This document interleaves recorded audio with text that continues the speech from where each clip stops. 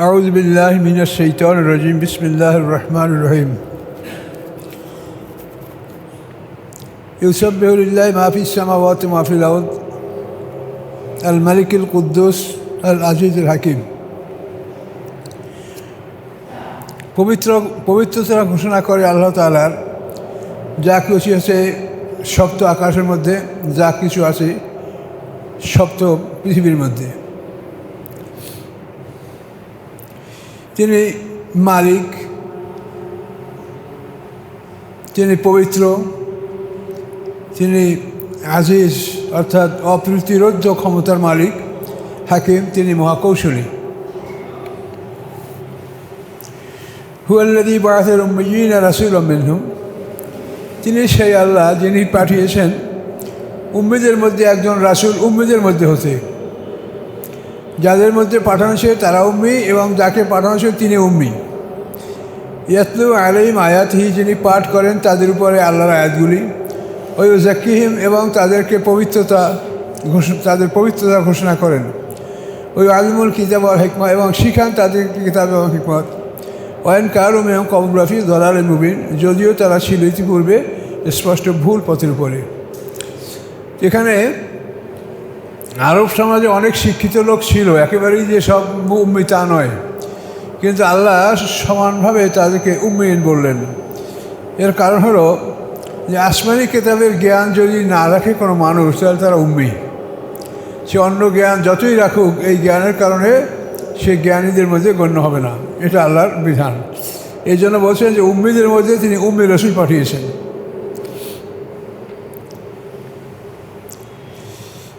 আচ্ছা, এই তো আরবদের মধ্যে উম্মি রাসূল পাঠিয়েছেন। এরপরে আল্লাহ বলছেন আখারিনা মিনহুম, এবং তাদের ছাড়া অন্য এক দলের কাছেও পাঠিয়েছেন। সে আছে আমরা লাম্মা ইয়ালহাকু বিহিম, যারা এখনও তাদের সাথে মিলিত হয়নি। হুয়াল আজিজুল হাকিম, তিনি মহাপরাক্রমশালী, মহাকৌশলী।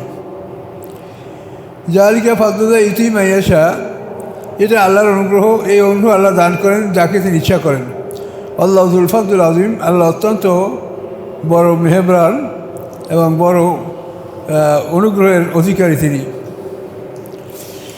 মাসালুল লাযিনা হুমিলুত তাওরাতা, দৃষ্টান্ত তাদের যাদেরকে তাওরাত বহন করার দায়িত্ব দেওয়া হয়েছিল। সুম্মা লাম ইয়াহমিলুহা, পরবর্তীতে তাওরাতের দায়িত্ব তারা সঠিকভাবে পালন করে নাই। তাদের অবস্থা হলো কামাসাল হিমারে ইয়াহমিলু আসফারা, যেমন একদল গাধা কাগজের বোঝা বহন করছে। মানে তাওরাত কেতাবের দায়িত্ব যাদেরকে দেওয়া হয়েছে তাদেরকে তাওরাত কেতাব তারা তাওরাতের দায়িত্ব পালন করে নাই। এই জন্য আল্লাহ বলছেন তাদের উদাহরণ হলো যে গাধার পিঠে কাগজের বোঝা। এখন গাধার পিঠে কাগজের বোঝা হোক অথবা কোনো খাদ্য খাদক হোক, যাই হোক, গাধার কিছু আসা যায় না, সে বোঝাই মনে করে।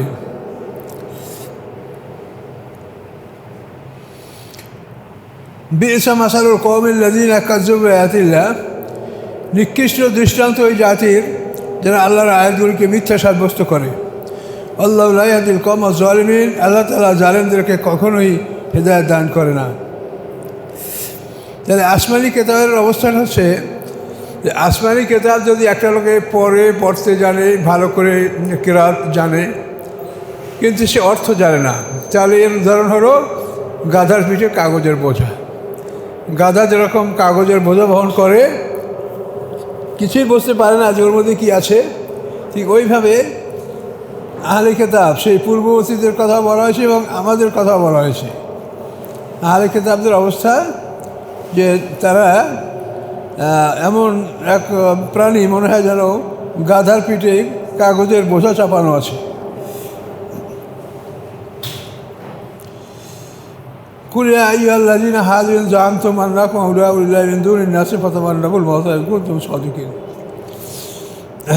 আল্লাহ রাব্বুল আলামিন বলেন, কুল ইয়া আইয়ুহাল্লাযীনা হাদু, বলুন হে ওই সমস্ত লোকেরা যারা ইহুদি হয়েছ, ইন যাআমতুম, যদি তোমরা ধারণা করো, আন্নাকুম আউলিয়াউ লিল্লাহি মিন দুনিন নাস, নিশ্চয়ই তোমরা অন্য মানুষের তুলনায় আল্লাহর কাছে অত্যন্ত প্রিয়ভাজন, বন্ধুত্ব সুলভ তোমরা আল্লাহর কাছে। ফাতাবান্নাউল মাউতা ইন কুনতুম সাদিকিন, যদি তোমাদের দাবিতে তোমরা সত্যবাদী হও, তো তোমরা মৃত্যুর কামনা করো যদি তোমরা সত্যবাদী হয়ে থাকো। কিন্তু আল্লাহ বলেন যে ওরা জানে যে মৃত্যুর পরে ওদের ভয়ঙ্কর শাস্তি আছে। এই জন্য আল্লাহ বলেন ওরা ইয়াতাওয়ান নাহু আমাদাম বিমা কদ্দামাত আইদিহিম, আল্লাহ বলেন কখনোই তারা এটা কামনা করবে না, এই জন্য তাদের হাত যা উপার্জন করেছে, তাদের দুহাত যারা যা কামাই করেছে তার পরিণাম ওরা জানে যে পরিণাম কী হবে, এই জন্য কখনোই তারা মৃত্যুর কামনা করবে না। আল্লাহ আলিমুম বিজ-জালিমিন, আল্লাহ তাআলা জালেমদের সম্পর্কে সবিশেষভাবে অবগত আছেন। কুল, আপনি বলুন, ইন্নাল মাউতাল্লাযী তাফিরুনা মিনহু, নিশ্চয়ই যে মৌত থেকে তোমরা পালাচ্ছ, ফাইন্নাহু মুলাকীকুম, নিশ্চয়ই সেই মৃত্যু তোমাদের সাথে সাক্ষাৎ করবে। সুম্মা তুরাদ্দুনা ইলা আলিমিল গায়বি ওয়াশ শাহাদা, অথবা তোমাদেরকে ফিরিয়ে আনা হবে এমন এক শক্তির কাছে, এমন এক ক্ষমতামানের কাছে, যিনি আলিমুল গায়বি ওয়াশ শাহাদা, যিনি দৃশ্য এবং অদৃশ্য সম্পর্কে সম্পূর্ণ অবহিত।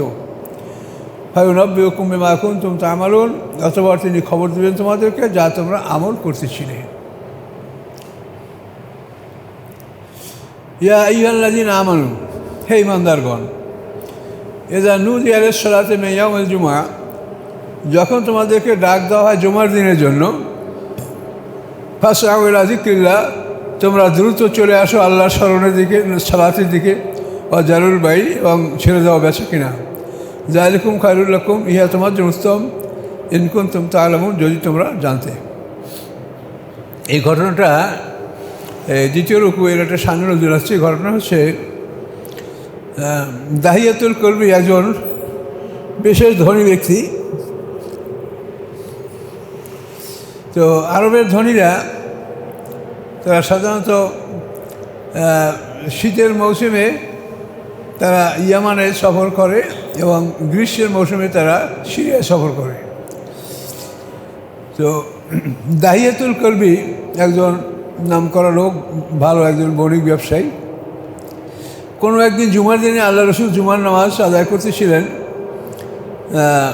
এমন সময় দাহিয়াতুল কলবি তা এসে তার আগমন ধ্বনি, সে দব বাজানো বা যা কিছু একটা ধ্বনি করলে মানুষ বুঝতে পারে যে একজন বাণিজ্য কাফেলার লোক আসছে ইয়ামান থেকে। তো এভাবে উনি ডাকলেন, মানুষদেরকে আহ্বান করলেন। আল্লাহ রসুল তখন জুমার খুতবা দিবেন। এই জুমার যে খুতবাটা, এটা আমরা কিন্তু এখন আমরা জুমার খুতবাটা কখন দেই, আগে দেই, তাই না? কিন্তু ওই সময় জুমার খুতবাটা এটা ছিল পরে, নামাজ হয়তো আগে, খুতবা হয়তো পরে। কিন্তু এই জিনিসটা আল্লাহ তাআলা পাল্টাই দিলেন যে না, তোমরা আর তোমার জুমার যদি সালাত হয়ে যায় আর খুতবা বাকি থাকে, তাহলে তোমরা খুতবা না শুনেই চলে যাবে। কাজের জন্য সালাতকে মকুফ করে আগে করে জুমা তার আগে করে দেওয়া হয়েছে। তো এই ঘটনা যখন দাহিয়াতুল কলবি বাণিজ্য কাফেলা নিয়ে আসলো আর সে দব বাজালো তার আগমন ধ্বনি জানাবার জন্য, তখন অনেক লোক আল্লাহ রসুলের সামনে যারা জমা হয়েছিলেন, তাদের মধ্যে 12 জন সাহাবী, তাফসীরে আছে 12 জন, 10 জন পুরুষ, 2 জন মহিলা। এই 12 জন নারী পুরুষ একত্রিত ছিলেন, বাকি সবাই ওই দাহিয়াতুল কলবির ওই বাণিজ্য কাফেলার ওই মাল কিনতে তারা গেছিলেন।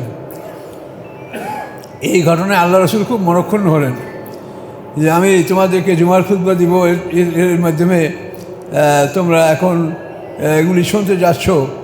তো আল্লাহ রসুল খুব মনক্ষুণ্ণ হলেন। এই ব্যাপারে আল্লাহ তাআলা আয়াত নাযিল করলেন যে এভাবে যদি যখন নুদিয়া লিস-সালাতি মিন ইয়াউমিল জুমআহ, জুমার দিনে যখন নামাজের জন্য তোমাদেরকে আযান দেওয়া হয়, তো ফাসাউ ইলা যিকরিল্লাহ ওয়া যারুল বাই', তোমরা দ্রুত আল্লাহর জিকিরের দিকে চলে আসো এবং বেচা কিনা ছেড়ে দাও। আজান হইলে বেচা কিনা সব বন্ধ করে দাও। যালিকুম খায়রুল লাকুম ইন কুনতুম তা'লামুন, এটা তোমাদের উত্তম যদি তোমরা জানতে। ফাইজা কুদিয়াতিস সালাতু, অথবা যখন নামাজ শেষ হয়ে যায়, ফান্তাশিরু ফিল আরদি, তোমরা ছড়িয়ে পড়ো পৃথিবীতে। অবতাবু মিন ফাদলিল্লাহ, এবং আল্লাহর অনুগ্রহ অনুসন্ধান করো। ওয়াজকুরুল্লাহ কাসীরান লাআল্লাকুম তুফলিহুন, এবং অধিক পরিমাণে তোমরা আল্লাহ স্মরণ করো, তাহলেই তোমরা জয়যুক্ত হবে। ওয়াইযা রাআউ তিজারাতান আও লাহওয়ান ইনফাদ্দু, যখন তারা দেখে কোনো ব্যবসা বাণিজ্য, খেলা তামাশা, ইনফাদ্দু ইলাইহা, তখন সেদিকে তারা দৌড়িয়ে ছুটে যায়। বা তারা খুব কয়মা, এবং আপনাকে রেখে যায় একাকী। কুল, আপনি বলুন, মা ইনদাল্লাহি খায়রুম মিনাল লাহবি, যা আল্লাহর কাছে আসে, তা এই খেলা তামাশা তোমরা জানিয়া দুনিয়ায় লাফালাফি করছো, এর চাইতে আল্লাহর কাছে সেটা অতি উত্তম। আমিনাত তিজারা, এবং তোমাদের ব্যবসা বাণিজ্য সেটা অতি উত্তম জিনিস আল্লাহর কাছে আছে। আল্লাহ খায়রুর রাযিকিন, আল্লাহ উত্তম রেজের দানকারী। এখানে বিষয়টা হলো, এখন আমরা যেরকম আমরা ঈদের নামাজগুলি আমরা যে এখন পড়ি, এই ঈদের নামাজের আমরা খুতবাটা কিন্তু আমরা পরে দিয়ে থাকি এখন। তো জুমার নামাজের বিষয়টা ওই রকমই ছিল, কিন্তু এই ঘটনা যখন ঘটলো তখন আল্লাহ তাআলা এই বিধান পাল্টিয়ে দিলেন। জুমার নামাজের খুতবাটা আগে এনে দিলেন, যেহেতু সামনে নামাজ, কাজে তোমরা নামাজ না পড়ে কেউ পালাতে পারবে না, এই ঘটনা করে দিলেন। এবং জুমার নামাজের আজান, এই যে আজানের কথা বলা হয়েছে, এটা কোন আজান বলবেন আপনি? এখন যে আমরা দুইটা আজান দিই, এই দুটো আজান তো আল্লাহ রসুলের জামানায় ছিল না।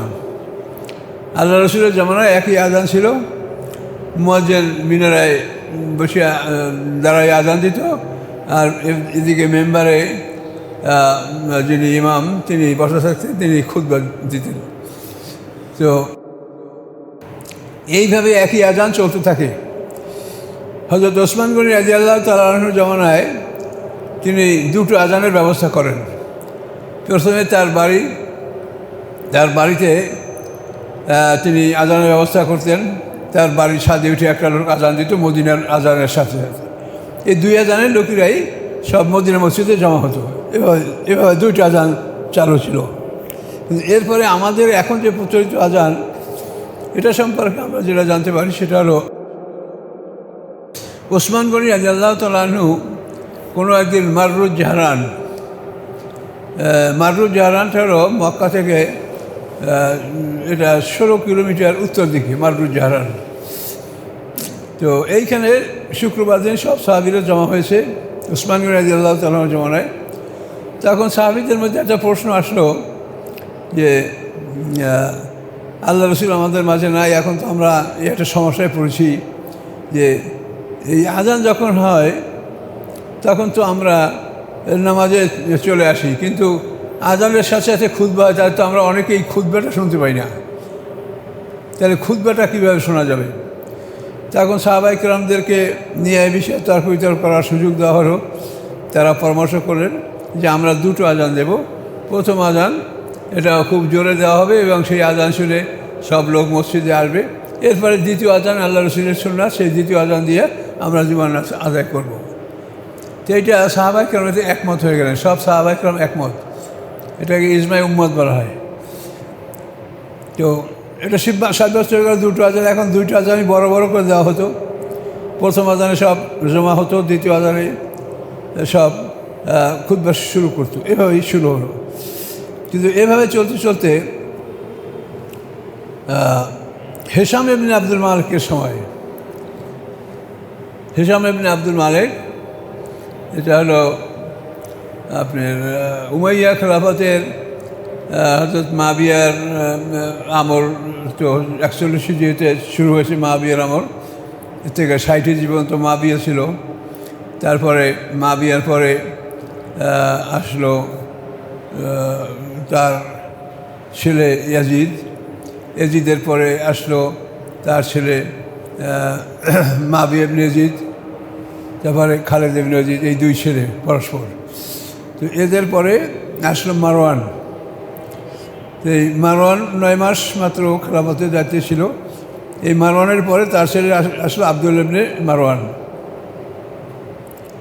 তো এই মারওয়ানের ছেলে আসলো, এই মারওয়ানের ছেলে আব্দুল ইবনে মারওয়ান। তারপরে তার ছেলের মধ্যেই এক ছেলে উমর ইবনে আব্দুল আজিজ। তো এই সময় এই আজানের ব্যাপারটা নিয়ে আবার তর্ক শুরু হলো। লোকেরা বরাবরই করে যে আমরা দুটো আজান দিচ্ছি, এতে কী ফায়দা হয়? দ্বিতীয় আজানের সময় লোক আসে, প্রথম আজানের সময় লোক আসে, তাই দুইটা আজান দেওয়ার ফায়দা কী হলো? তখন তারা আবার চিন্তা ভাবনা করলেন যে তাহলে কী করা যায়। তখন তারা চিন্তা ভাবনা করে এই সিদ্ধান্ত উপনীত হলেন যে তাহলে আমরা দুটো আজান জোরে দিব না, প্রথম আজানটাই খুব জোরে দেওয়া হবে, বড় করে দেওয়া হবে। তো এই প্রথম আজানটা তো সাহাবীদের মানে রাসূল সাল্লাল্লাহু আলাইহি ওয়াসাল্লামের যুগের আজান, এইটাই মূল আজান। তো এখন প্রথম আজান, তো এখন এই প্রথম আজান তো দ্বিতীয়বার দেওয়া হচ্ছে বর্তমানে। এখন এটা কী করে হবে? তো সাহাবায়ে কেরাম চিন্তা করলেন যে তাহলে আমরা একটা কাজ করব, প্রথম আজান এটা খুব জোরে করে দেওয়া হবে, জোরে দেওয়া হলে সবাই শুনবে, শুয়ে মসজিদে ঢুকবে। এরপরে আমরা দ্বিতীয় আজান ছোট করে দিয়ে জুমার নামাজ শুরু করব, যাতে দ্বিতীয় আজান মানে শুধু উপস্থিত যারা তারা শুনতে পায়, বাইরের লোকেরা আর শুনতে না পায়। এই জন্য এই ব্যবস্থাটা আমরা করব। এইটা হিশাম ইবনে আব্দুল মালিকের সময়, আব্দুল মালিক মানে মারওয়ানের ছেলে হিশাম ইবনে আব্দুল মালিক, তার সময় এই সিদ্ধান্তটা হলো যে দ্বিতীয় আজান যেটা আসলেই রাসূল সাল্লাল্লাহু আলাইহি ওয়াসাল্লামের জমানার আজান, এই আজানটা আমরা আস্তে আস্তে দিব এবং মসজিদের মধ্যে আমরা দিব। এইভাবে দ্বিতীয় আজানের সিদ্ধান্ত নেওয়া এবং এইভাবে এটা চালু আছে এখনও। তো এখন এই সমস্ত ব্যাপার খুব ফরজ আদায়ের কোনো বিষয় না, এটা সাহাবায়ে কেরামরা একত্রিত হয়ে এই চিন্তাভাবনা করেছেন এবং তারা এগুলি সম্পর্কে সিদ্ধান্ত নিয়েছেন। তো এগুলি আমরা বিভিন্ন ইসলামের বিভিন্ন দিকগুলি আমরা চিন্তা করে দেখতে পারি যে এভাবে বিভিন্ন দিক ইসলামের পরবর্তীতে হয়েছে। এই যে কোরআন যা পড়ছি, এই কোরআনের মধ্যে 540টা রুকু, তারপরে এর মধ্যে যে জবর দেওয়া, এগুলি কিন্তু রাসূল সাল্লাল্লাহু আলাইহি ওয়াসাল্লামের জমানায় বা সাহাবীদের জমানায় কোনোটাই ছিল না, এগুলো পরবর্তীতে সব হয়েছে। তো এই জন্য এ সমস্ত কিছু খুঁটিনাটি জিনিস এটা পরবর্তীতে এটা হয়েছে, এটার উপরে সাহাবা বা ইজমায়ে উম্মত এরা একমত হয়েছে, যে ব্যাপারে কোনো তারা বাড়াবাড়ি করেন নাই। এই জন্য এইভাবে আমরা দুটো আজান দিচ্ছি। আর কোনো জামাত আছেন যারা তারা একটা আজান দেন, দেখ কোনো আপত্তি নেই, একটা আজানের কথা তো শরিয়াতে আসে, আর দুটো আজানের কথা এভাবে শরিয়াতে আসে। ভাবে এই বিষয়গুলির প্রতি আমাদের তেমন কোনো তর্ক বিতর্ক নাই, এগুলি নামাজে আসার ব্যাপার, যা নামাজে আসলেই হলো। তো সম্মানিত সুধী, এইভাবে আমরা আজানের ইতিহাসটা এভাবে আমরা পাচ্ছি। এভাবে আজানের ইতিহাসটা আমরা যেভাবে এখন আজান দিচ্ছি, দ্বিতীয় আজানটা ভিতরে এইটি আসলে রাসূল সাল্লাল্লাহু আলাইহি ওয়াসাল্লামের জমানার আজান, কিন্তু এটা বিভিন্ন কারণে এটাকে এইভাবে করা হয়েছে। তো এই জুমার নামাজ এবং আজান এটা সম্পর্কে এখানে আল্লাহ তাআলা কোরআন এই বিধান আমাদেরকে জানিয়ে দিয়েছেন যে এইভাবে তোমরা আজান দাও এবং এইভাবে তোমরা জুমার নামাজের জন্য সমবেত হও, একত্রিত হও, নামাজ আদায় করো, এবং এটাই তোমাদের জন্য কল্যাণকর, এটা আল্লাহ বুঝিয়ে দিয়েছেন। এবং আল্লাহর কাছে তোমাদের এর চাইতে বড় নেয়ামত, বড় শুকরিয়া, বড় ব্যবসা আল্লাহর কাছে আসে, সেটা তোমরা আল্লাহর কাছ থেকে লাভ করবে যদি তোমরা আল্লাহর হুকুম পালন করো তাহলেই। তো এই মোটামুটি সূরা জুমা এ সম্পর্কে সংক্ষিপ্ত আলোচনা আপনাকে দেওয়া হলো।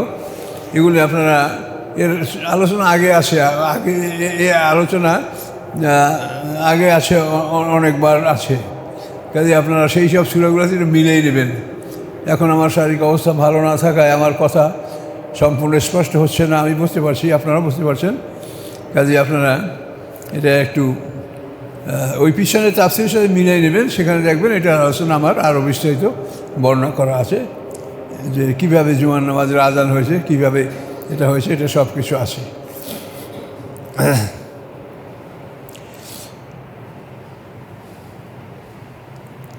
এই কোরআনের যে জবর, এটা আবুল আসাদ দোয়াইলি একজন লোক, উনি দিয়েছেন, আবুল আসাদ দোয়াইলি। এটা এই যে মোহাম্মদ বিন কাসেমের শ্বশুর কে ছিল, ওনার নাম হাজ্জাজ বিন ইউসুফ। হাজ্জাজ বিন ইউসুফের আদেশে আবুল আসাদ দোয়াইলি এই কোরআনে যে জবর বসিয়েছেন। তো এসব বিষয়ে আপনারা ওই আমার পুরাতন তাফসিরে বা আগে যে তাফসির করা আছে সেগুলো থেকে একটু মিলাই নেবেন, তো অনেক কিছু জানতে পারবেন। এখন আমার শারীরিক অবস্থা ভালো না, এই জন্য অনেকটা সমস্যা হচ্ছে, তো আপনারা বুঝতে পারছেন। তো এ পর্যন্তই থাকলো, একটা সূরা শেষ করলাম।